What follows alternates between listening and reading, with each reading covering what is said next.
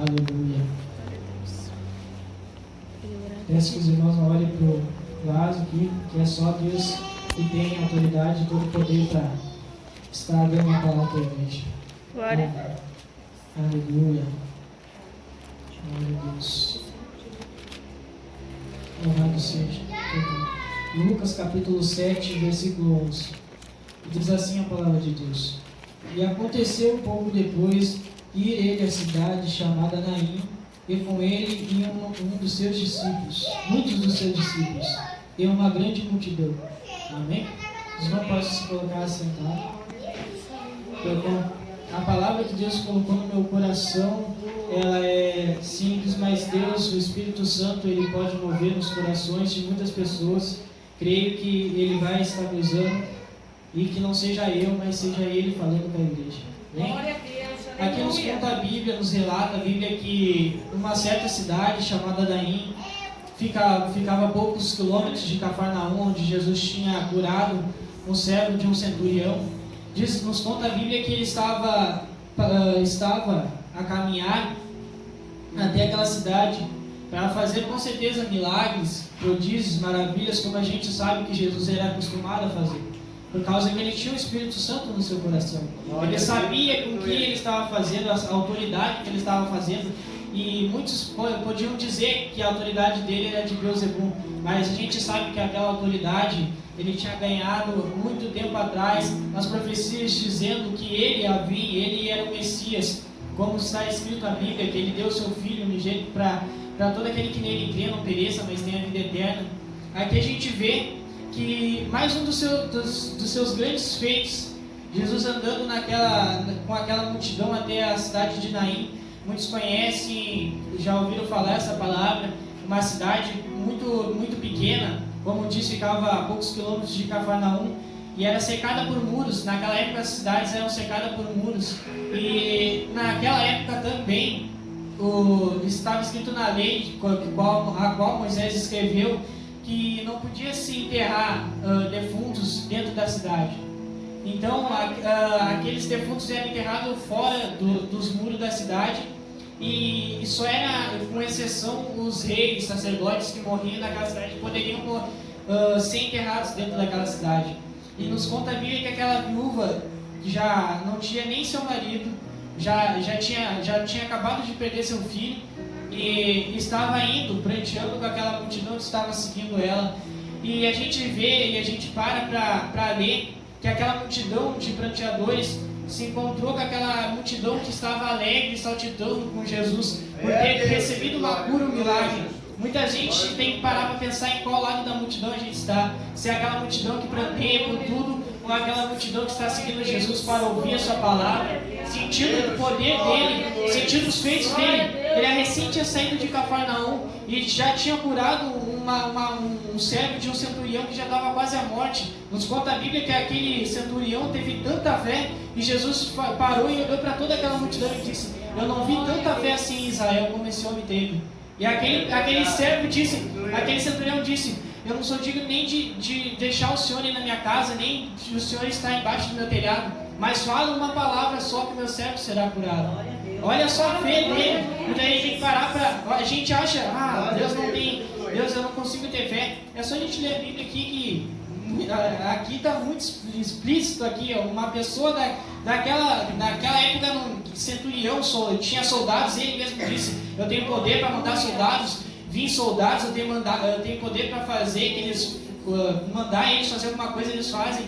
E ele pedindo um favor para Jesus, que naquela época eles não davam valor para Jesus, como a gente dá hoje. E Deus disse que aqui é bem-aventurado aqueles que não viram. E quem são essas pessoas que não viram? Somos nós hoje. Os discípulos dele viram eles, aquela multidão viu ele, mas a gente não pôde andar com ele. A gente não pôde estar naquela hora que ele estava curando Lázaro, dando a vida para ele. E nem como essa viúva. Ela não teve a oportunidade de conhecer Jesus. Mas ali naquele momento ela não tinha nem se deparado, mas aquela multidão de pessoas alegres estava chegando na sua vida. Aquela multidão de pessoas que iam compartilhar com a sua vitória estavam chegando perto dela. E nos conta a Bíblia que a multidão de Jesus chegava e se aproximou. E teve uma palavra aqui que bateu com o meu coração de frente, que Jesus moveu-se de íntima compaixão. Nos conta a Bíblia que ele moveu-se de íntima compaixão. Aqui no Novo Testamento são 3 vezes citados que Jesus ele moveu-se de íntima compaixão. Quando ele via que um caso, ele não tinha movido porque aquele filho estava morto. Ele viu aquela incredulidade naquela multidão de pleiteadores, vendo o estado daquela mulher, mas não pôde consolar ela. Mas ele estava chegando com consolo, com a vitória na mão e dando para aquela mulher. Então Deus disse: mulher, não chores. E a gente vai ver de novo Jesus dando respostas que não tem como a gente entender. A gente, com certeza, se a gente perdesse um parente, com certeza a gente ia chorar. E Jesus veio com conceitos e falou para aquela mulher: não chores. E aquela mulher provavelmente pensou: mas ele não sabe que o meu filho está passando aí na frente morto? Ele está sem órgão já, porque naquela época eles tiravam órgãos do defunto e eles botavam, eu não me lembro o que eles botavam dentro do defunto e costuravam para ser enterrado. E diz nos contabilhas que eles botavam e esperavam 3 dias para ver se ia ressuscitar, que naquela época tinha isso, eles achavam que ia ressuscitar. Por isso Jesus foi a Lázaro no 4º dia, para mostrar para eles que não era homem que estava fazendo, mas era Deus, o próprio Deus estava na vida dele. Aqui nos conta a Bíblia que aquele jovem estava sendo enterrado, e indo para o enterro, e Jesus ainda fala para aquela mulher: não chores. Muitas vezes a gente precisa tomar uma resposta dessa, como essa mulher tomou, porque a gente às vezes está na prova, a gente está murmurando, e aí Deus falou: não murmura, não chores. E como é que a gente vai falar? Deus não está vendo minhas condições físicas, minhas condições espirituais, o Senhor não está vendo o que eu estou passando, a prova que eu estou lutando, a luta que eu travei com o inimigo, o Senhor não está vendo? E ainda me diz para ter calma, para não chorar. Mas Deus, Ele sabe de tudo, Ele tem controle de tudo. Nossos pensamentos são menores que os de Deus. Deus disse que os pensamentos deles, como o céu é mais alto que a terra, os pensamentos deles são mais altos que os nossos. A gente não imagina, a gente não tem uma mente como a de Jesus, porque Jesus ele via a prova, mas ele via já o final dela. A gente não tem essa mente, esse conceito como Jesus via no final da prova. A gente acha que a prova a gente vai ficar nela. Muitos creem que a gente tem vitória na prova. Só que para ter vitória na prova a gente precisa lutar, a gente precisa batalhar, porque a prova já vem o nome, prova, um teste físico ou mental. Significa essa palavra. E como é que a gente vai ganhar uma prova se a gente não tem um teste físico ou mental? A gente precisa disso. Então Deus, ele deixou aquela mulher passar pelaquela prova para ver que Ele era o único Deus, Ele que era a pessoa que poderia ressuscitar o seu filho. E de novo, Deus disse que a gente às vezes acha muitas coisas para não fazer a obra de Deus, muitas desculpas. E aqui Deus disse aqui, para mim, Ele disse: tá enfermo, eu curo. Tá precisando de coisas financeiras, eu cuido. Tá precisando de alguma coisa, eu cuido. E se morrer, eu ressuscito. Aqui Deus disse que Ele é morto, Ele ressuscita. Então o que a gente está esperando? Deus é um Deus onipotente, onisciente, onipresente. E aqui Ele falou: não chores. E chegando, Ele tocou no esquife. Ele tocou naquele menino, naquele jovem, e disse: levanta-te. E aquele defunto sentou-se. A gente, para ver a autoridade de Deus, que até a morte não prevalecia contra a sua palavra. Jesus, ele poderia fazer milagres maiores, como Ele falou para os seus discípulos: com o poder que eu tenho, você pode fazer coisas maiores que eu faço. Jesus poderia ter feito várias coisas, mas Ele só mostrou o suficiente para os seus discípulos entenderem que só Ele é o Deus da provisão, Ele é o Deus da cura, Ele é o Deus que está em cima de sobre todas as coisas, aquele que morreu na cruz para nos dar a vida eterna. Muita gente precisa parar para pensar que nosso sofrimento não chegou nem perto do que Jesus sofreu. Então a gente não precisa ter desculpas. A palavra dele diz que a palavra do crente tem que ser sim ou não. Não tem meio termo. Aqui Deus, Ele dá cura, Ele dá o livramento, o milagre inteiro, ele não dá por parte. Ele não falou para a mulher, ó, faz isso e depois eu vou curar teu filho, ou me dá um dinheiro que eu vou curar teu filho. Não, ele deu a bênção de graça para aquela mulher. Então a gente precisa dar a bênção de graça para os nossos irmãos. Muitas vezes precisa de uma ajuda, a gente ajuda eles. Uma oração, a gente ajuda eles. Então é assim que Deus quer, a igreja dele em união, firme, como essa viúva. Ela não tinha esperança mais, mas com certeza, quando ela viu o seu filho sendo ressuscitado, ela viu com seus próprios olhos seu filho assentado dentro daquele caixão. Aqueles pregadores com certeza devem ter visto, nunca teve tal profeta assim em Israel. Eles disseram, mas Deus não é, Deus era mais que profeta, Ele é maior que profeta. Ele disse que os profetas naquela época jubilavam por ver, queriam ver o dia da sua vinda, mas eles não puderam. Mas Jesus disse que bem-aventurados aqueles que não viram, como eu disse, porque os profetas não viram, nós não vimos, os discípulos dele viram, com certeza eles também são bem-aventurados, mas aquele que é mais bem-aventurado é aquele que tem fé numa coisa que ele não vê. A gente não vê Jesus aqui, mas a gente crê que ele está aqui. A gente pode muitos dizer, eu tenho Deus, mas se a gente não acredita em Deus, se a gente não acredita que Ele pode fazer um milagre, se não acredita que a gente não acredita que Ele pode curar essa enfermidade que está aí, a gente não tem fé. Então a gente tem que crer que essa doença que está aí é só mais uma palavra da escritura dele que ia se cumprir. É só mais uma coisa que ele falou que ia acontecer. E ele é o Deus, se ele é o Deus sobre a morte, então o que é essa enfermidade? Isso é um pó para ele. Ele pode soprar isso e tudo acabar. Então a gente não pode ter medo. Eu não vou no culto porque eu tô com medo. Eu não vou sair numa campanha, não vou sair no evangelismo porque eu tô com medo. Mas esse medo não provém de Deus. Deus é o Deus que diz assim, vai, porque da tua vida cuido eu. Ele fala, vai, porque da tua vida. Ele é o dono do teu espírito. E se a gente parar para ver, Paulo disse, morrer para mim é ganho, viver para mim é lucro.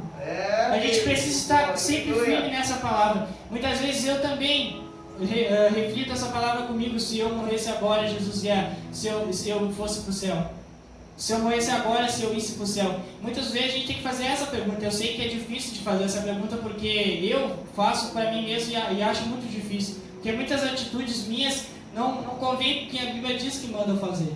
Então, muitas vezes a gente precisa estar firme em Deus, nas palavras deles.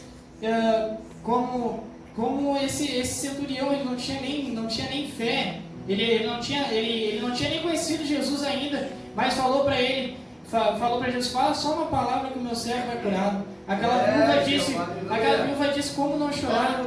E Deus disse, o teu filho está vivo, assenta-te. O esquife levantou, ele ficou assentado naquele coisa e começou a falar. Imagina um morto começando a falar e vivo, e ele entregou nos braços da sua mãe. Qual era a maravilha? Como a gente não tem nem condições como eu falei, nossa imaginação não vai tão longe, é limitada.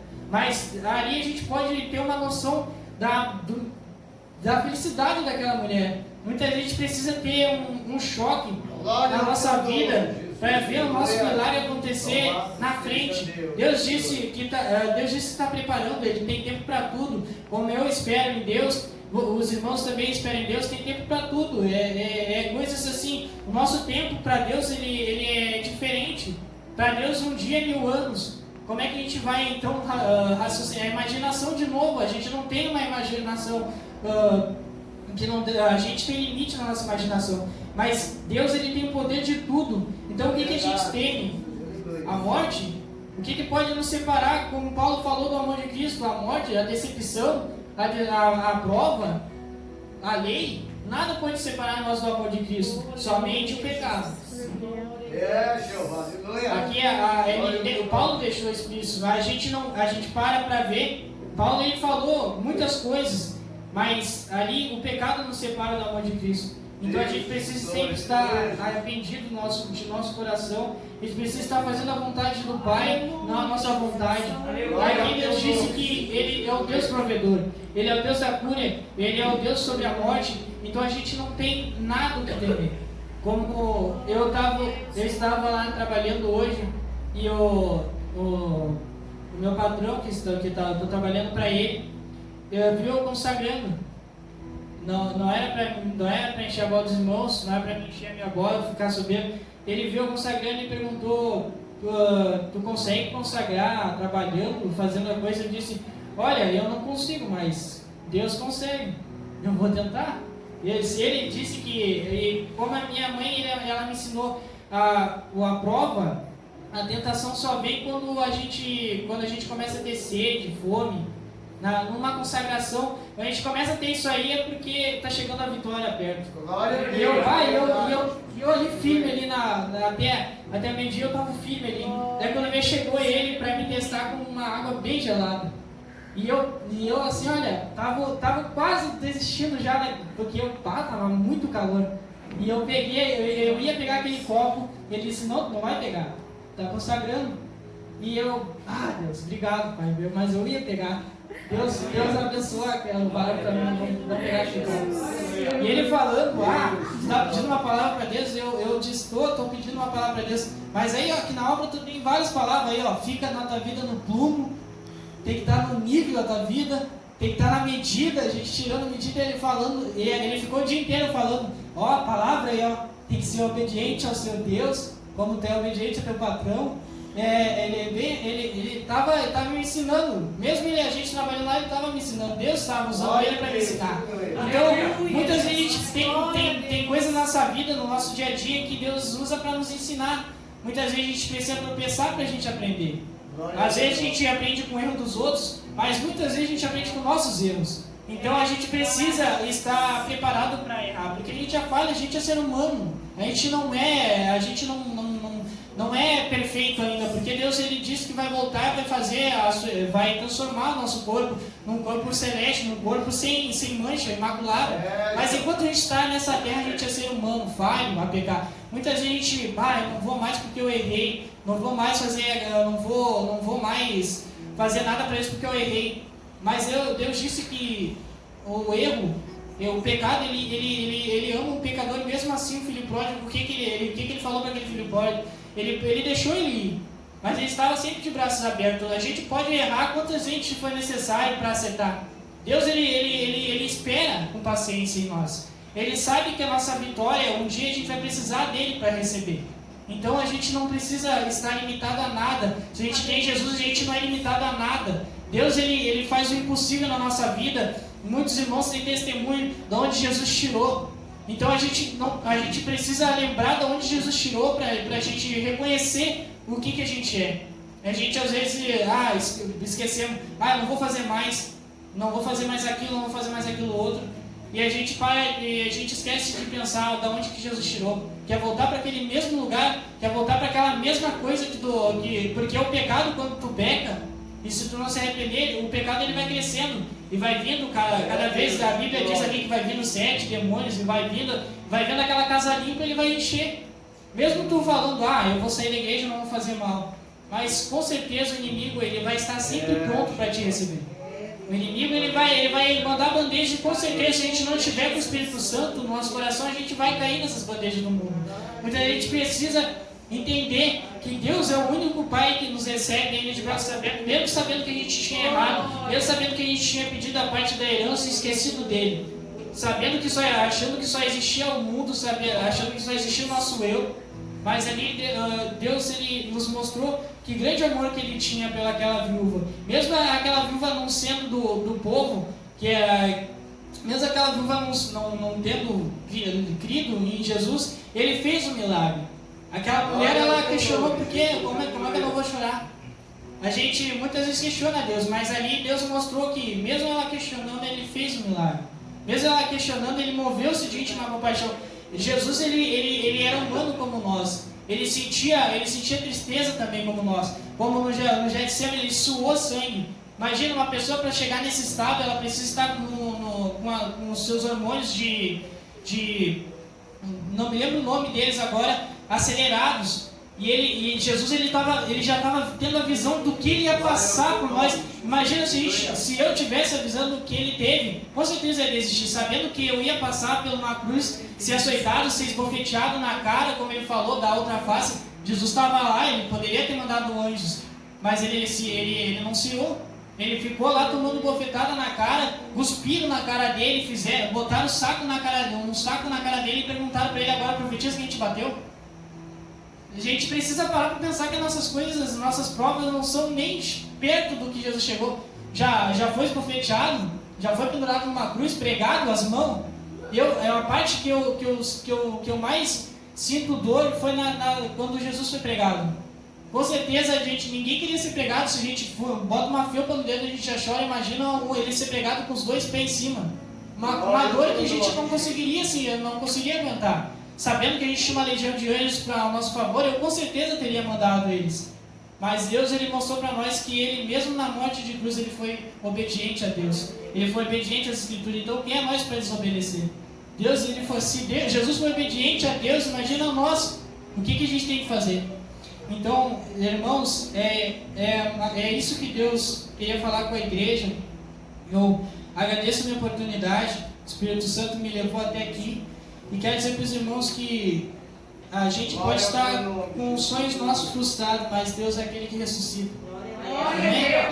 Quero convidar a amada igreja a se colocar de pé, sentir de Deus, de fazer uma oração com a igreja. Eu peço, se com a permissão do Ricardo, se eu posso. E eu quero dizer para a igreja que eu não sou nada sem Cristo. E com certeza sei que vocês também acham isso. Vocês não são nada sem Cristo. A gente não é nem... Deus disse que a gente não é comparado nem... A gente é pó da terra perto dele. Imagina um Deus que é grande, a gente é uma formiga perto dele. Se ele quiser acabar a nossa vida, ele acaba no piscar de olhos. Ele não precisa nem falar. Imagina então, a gente precisa estar atento, vigilante, como muitas vezes eu preciso estar. Porque o arrebatamento de Deus, ele disse que vai ser em poucas horas, a gente não sabe o dia que Jesus vai vir. E ele pode voltar agora nesse fim de culto agora. Como é que a gente vai estar com Deus? Se a gente vai tomar uma posição, a gente vai ficar no mesmo lugar que a gente está, a gente vai ficar parado no mesmo lugar que a gente está, igual também não acreditando. Será que a gente vai tomar uma posição hoje para a nossa vida? Porque a gente não sabe se a gente sair, a gente vai estar livre de tomar um tiro, livre de ser acidentado. A gente não sabe se a gente vai estar pronto para partir. Então, peço que os irmãos reflitam nisso, porque foi a palavra de Deus e, como o pastor disse, eu aprendi com ele. Eu não me envergonho da palavra que eu falei. E se quiserem ficar bravo, tem que ficar bravo com Deus, não comigo, porque a palavra é dele. Então, eu quero orar na igreja, para não passar do horário. Senhor Deus, nosso Pai, me coloco diante da Sua presença, Pai. Pai, te pedir, Deus, que o Senhor venha, Senhor, fazer, Senhor, o Teu querer, Senhor, nas nossas vidas, Pai. A gente, muitas vezes, a gente é falho, Senhor, errado, Pai. Mas o Senhor é sempre aquele Pai que perdoa nossos pecados, nossas fraquezas, Senhor. O Senhor está sempre, Senhor, conosco, Senhor. Mesmo a gente fazendo as coisas erradas, Pai. Muitas vezes eu não entendo, Senhor. Eu fazendo muitas coisas erradas, eu fiz, o Senhor ainda está olhando para mim, Pai. Eu creio, Senhor, que o Senhor está olhando para nós agora nesse culto, Senhor. Venha fazer, Senhor, o Teu querer, Senhor, nas nossas vidas, Senhor. Venha, Senhor, nos libertar, Senhor, nos transformar, Senhor, nos renovar, Senhor. Porque a gente precisa do Teu Espírito Santo, Senhor, todo dia, Senhor. Porque o ar que a gente respira, Senhor, é Teu, Senhor. O fôlego de vida é Teu, Pai. A nossa alma é Tua, Pai. E, Senhor, a Tua palavra não volta vazia, Pai. Eu sei, Senhor, que o Senhor usou, Senhor, essa palavra, Senhor, para falar, Senhor, no coração de alguma pessoa, Senhor. Eu sei, Senhor, que o Senhor dá, Senhor, arrependimento, Senhor, o pecador, Pai. Venha, Senhor, nos trazer arrependimento, Senhor. Venha, Senhor, usar, Senhor, cada um, Senhor, conforme a Tua vontade, Senhor. Que a gente não venha se contaminar dessas coisas desse mundo, Senhor. Mas a gente está preparado, Senhor, para ganhar, Senhor, almas para o Teu reino, Senhor. A gente venha estar preparado, Senhor, para falar do Teu amor para as pessoas, Senhor. Mesmo a gente sendo caluniado, Senhor, mesmo a gente sendo, Senhor, esbofeteado, Senhor. Mesmo a gente fazendo, a gente tendo, Senhor, sendo magoado, Pai. Venha, Senhor, fazer, Senhor, o Teu querer, Senhor, na nossa vida, Senhor. É isso que eu te peço, Senhor, que te agradeço em nome de Jesus, Pai. Amém.